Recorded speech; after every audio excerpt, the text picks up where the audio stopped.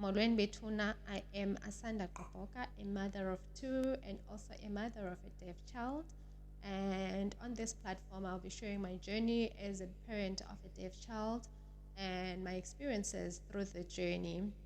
On today's episodes, I'll be sharing a bit of experience of research and information about tax benefits that parents of deaf children or children living with impairment qualify for. And on this platform, it will only be based on the children's benefit and the parents, but this tax benefits are not limited to only children. They are all available for all people living with impairments. But for the sake of this podcast, because it is based on my own experience, I am better equipped to talk about children and parents living with impairments. As we all know, on the 7th of July, the annual return season will be open, so you can submit your returns your tax returns with SARS. So, as I've said, that as parents of children living with impairments, you do have tax benefits that you can make use of when you're submitting your returns this year or every other year when you're submitting your returns.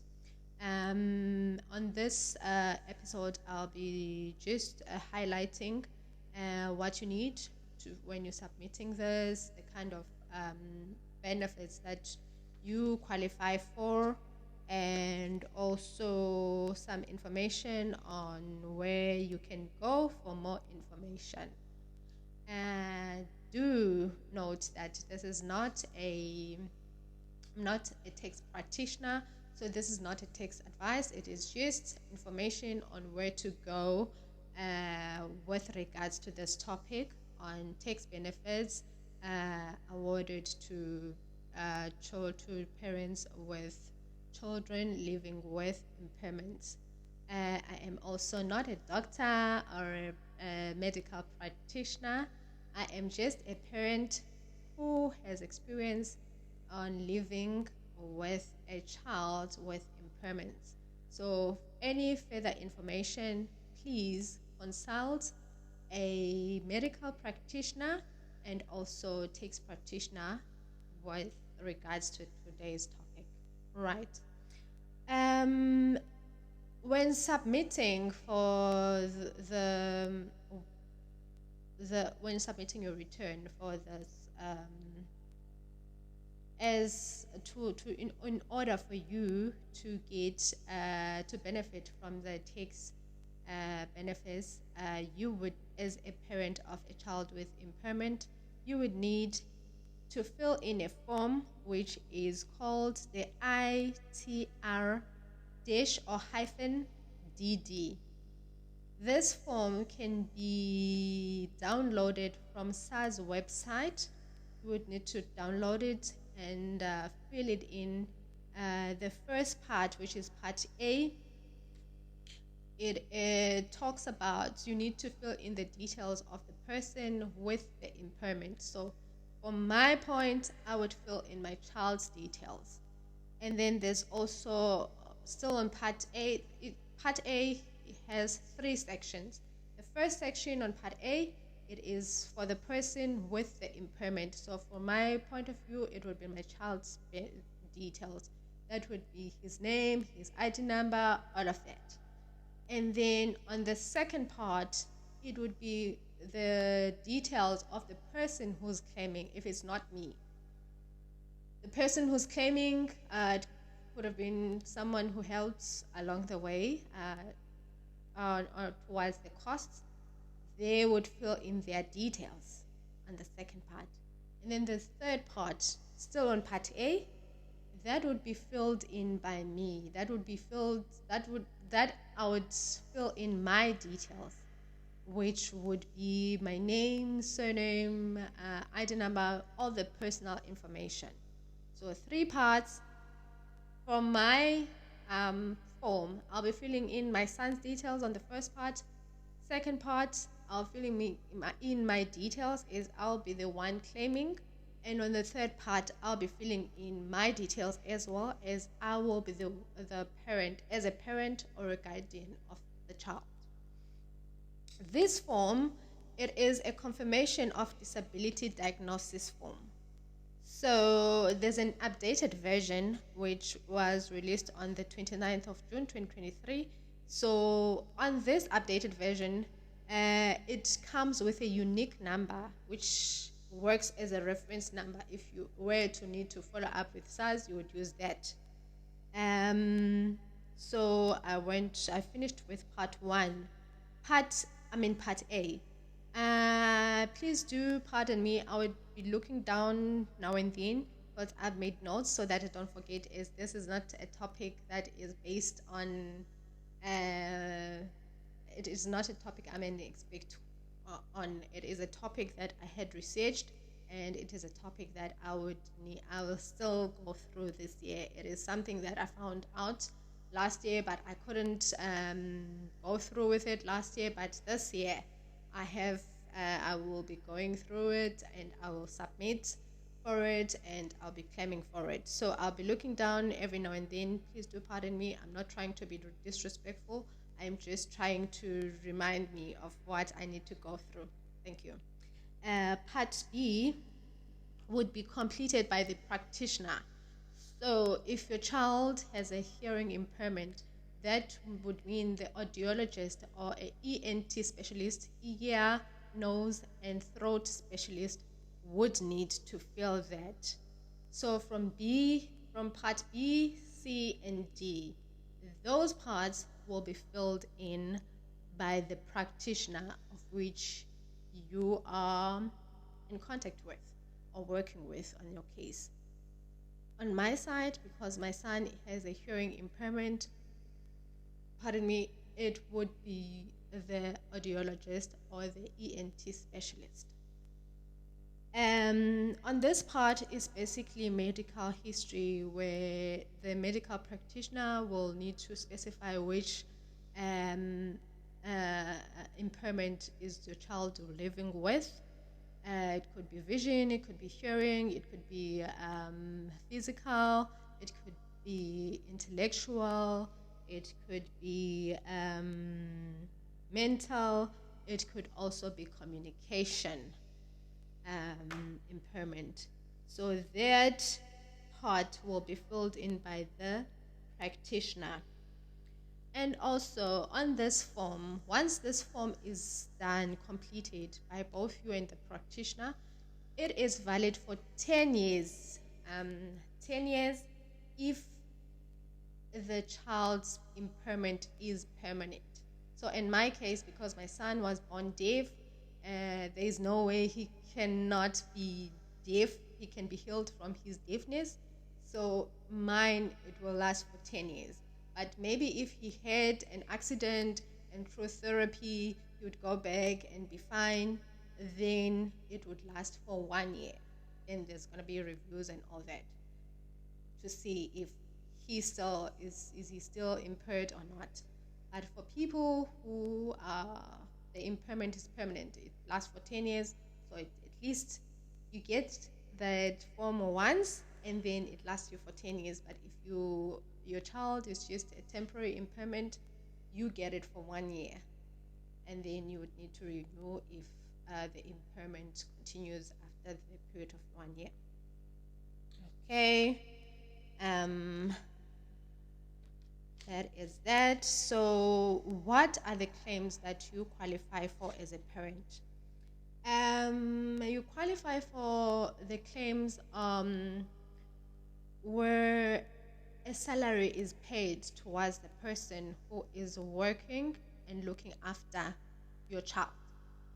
So this person needs to be only looking after your child for it. So in my case, as a parent of a deaf child, the person maybe would be an interpreter, where he needs to move around with that person would need to move around with him if he goes to home affairs, if he goes to school, if he goes to extramural activities, like my child likes artistic stuff. So if that person were to go with him, it needs to be a person employed to focus only on that child. It can't be a person who is employed. So I can't employ a helper, like a housekeeper, someone who is going to keep the house and also make that person a personal care attendant for the child. So they can't be, the salary needs to be towards the child's care, and the care needs to be towards it needs to focus on the child's impairment. So it would need to be a person who is an interpreter on my child's case who has a hearing impairment. So it can't be u-auntie while umuntu oncedisayo apha endlini also abe ngumuntu ozawugada umntana and be an interpreter. They need to be an interpreter, and that is what they are paid for. That is what I would claim for as a parent. And also, if that person is a living-in person, so if the interpreter is my child, I'm going to use my child, and just bear with me. It's going to be my child. And so if I employ an interpreter for my child, and that interpreter lives in with us, then it would mean that interpreter will also get 20% towards the average, towards the 20% of the national minimum wage. So that would be towards the living-in expenses, which includes a cost of electricity, water, and food. So those costs are determined with the National Wage Act. And then the cost of training also. As a parent of a deaf child, if I wanted to take a course, let's say from UCT, sign language course, so that I can be able to interact with my child, that those costs would be, I would qualify to claim those costs at SARS. So even the courses you take, it can't be a cost just for the betterment of yourself. It needs to be a cost that will assist in the child's well-being. So let's say the course was also taken, it can only be taken in Johannesburg. Yes, let's say it can be taken in Johannesburg. So it means the course is not at UCT, it is at UJ. So if I need to go to UJ and stay over and complete the course, then it would mean I can claim for accommodation to accommodation and travel costs that I incurred when I wanted to attain that course towards the betterment of the communication with my child. It's not your own courses, it is to the betterment of your child. And those costs also apply to the personal care attendant. So if I employ an interpreter and the interpreter see things that they need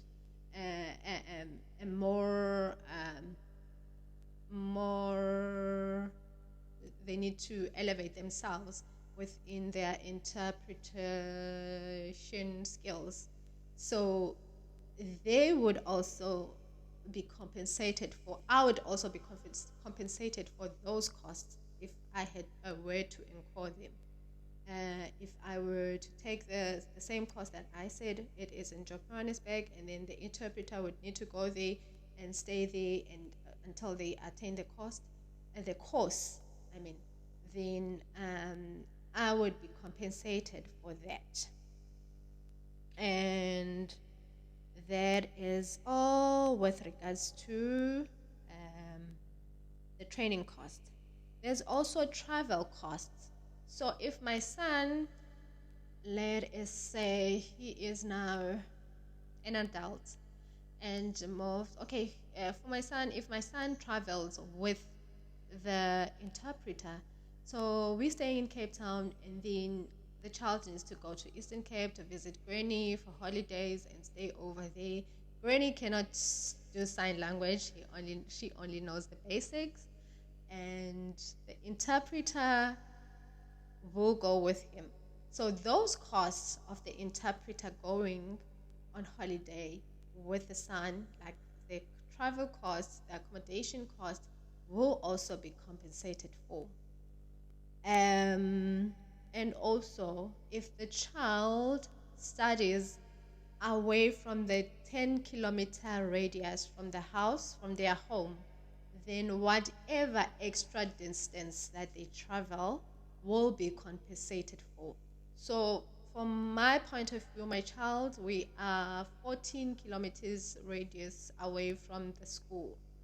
So the 10 will not be covered, but anything beyond the 10, so we will only be compensated for 4 kilometers, the extra 4 kilometers that my son travels to school.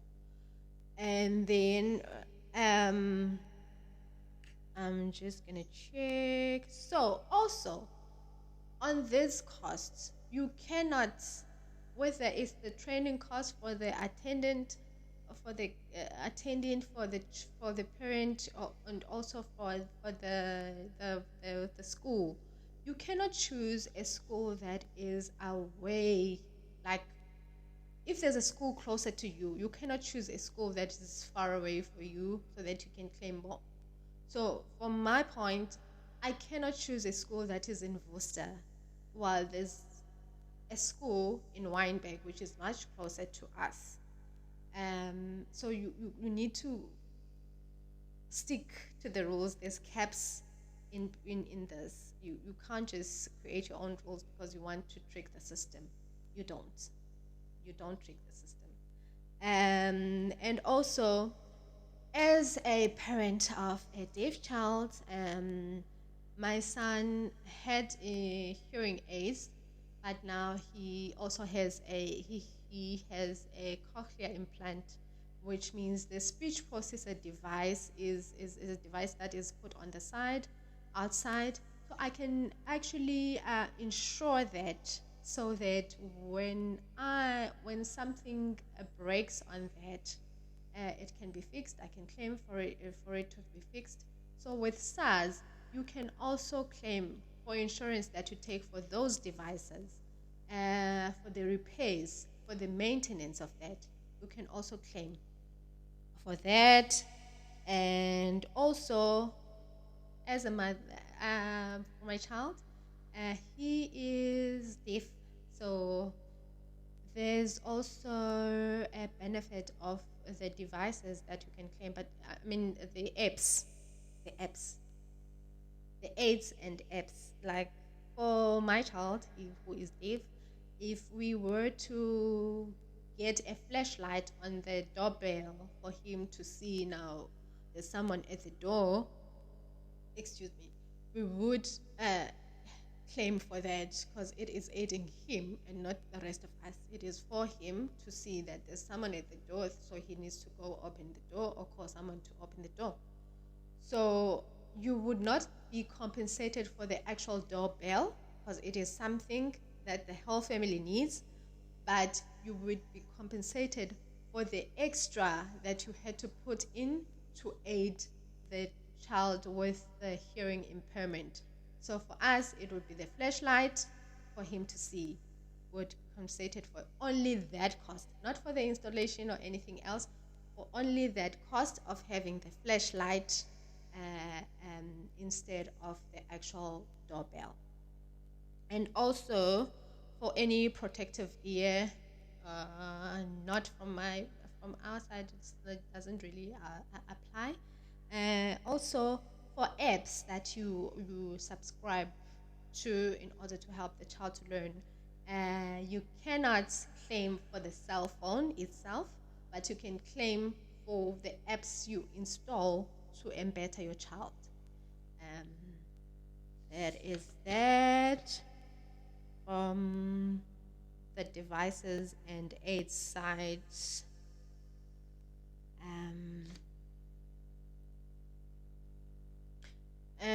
Also, if there are services that you can also subscribe for, I haven't checked them out from my side, but I've seen them on TikTok. I'm not sure if they are also applicable in South Africa, where you get real-time captioning. So since my child is deaf and they are watching something, I can get an app for them to just get real-time captioning for everything that they're watching, so that they keep up with what they're watching. So I can get a text relief on that as well.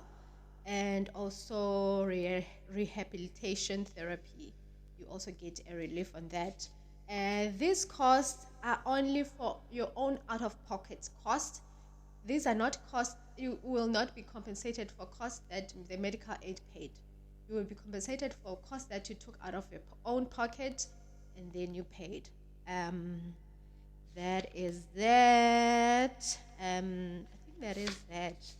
There are branches on which you can go to get assistance on especially for hearing impaired and walking impaired. There are there are branches that specializes on those. You would need to make an appointment, and the branches are in Belleville, Western Cape, and Mthatha in Eastern Cape, and also in Pretoria, Gauteng Province, Klerksdorp in the Northern Cape, and in the Northwest, and also Rustenburg, also in Northwest. And if you require more information, especially as a parent of a deaf child, you can go to SARS. There's an email that you can email to at SARS. It is contactdeaf@sars.gov.za. Contact deaf, which is one word, at sars.gov.za. That is where you can ask more information on what I've just shared. And that is it from my side. I hope I made your journey a little bit easier, and I've sparked a bit of knowledge into it, and I've ignited your spirit to actually get more information on the assistances and the aids around in South Africa towards helping parents with children with impairments. I am Asanda Koboga, and I am bowing out. Thank you so much.